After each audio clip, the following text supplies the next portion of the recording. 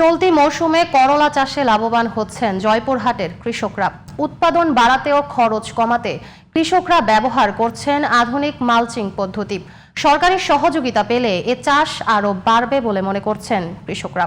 জয়পুরহাট থেকে আব্দুর রাজ্জাকের পাঠানো তথ্যচিত্রে বিস্তারিত জানাচ্ছেন মাসুমা ইসলাম।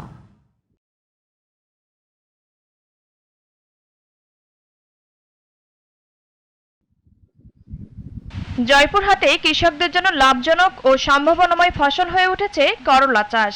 মালচিং পদ্ধতিতে উৎপাদন করলে যেমন নিরাপদ তেমনি মানসম্মত হওয়ায় বাজারেও এর চাহিদা রয়েছে।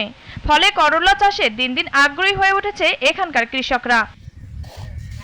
মালচিং পদ্ধতিতে আগাছা কম, সেচের পানি ধরে রাখে এবং ফলনও ভালো হয়। বাজারে ভালো দাম থাকায় লাভবান হচ্ছেন কৃষকরা। মালচিং দেওয়ার উদ্দেশ্য যে ঘাস লেয়ার লাগানো, আবার তোমার খাদ্য উঠে যায় না। মালচিং পদ্ধতি জমি সার কম লাগে, উৎপাদন ভালো হয়। মালচিং ব্যবহার করলে আমাদের আগাছা থেকে মুক্তি পাই, ফলন ভালো হয়, বর্ষার হাত থেকে আমরা রেহাই পাই। আর এ পদ্ধতিতে মাঠ পর্যায়ে কৃষকদের সার্বিক সহযোগিতা দেওয়া হচ্ছে বলে জানান কৃষি বিভাগ। 95 হেক্টর জমিতে করলা আবাদ হচ্ছে।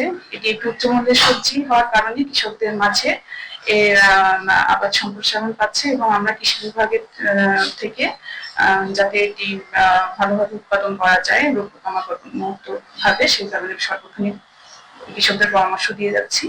এবছর চলতি মৌসুমে জয়পুরহাট জেলায় 195 হেক্টর জমিতে করলা চাষ করা হয়েছে।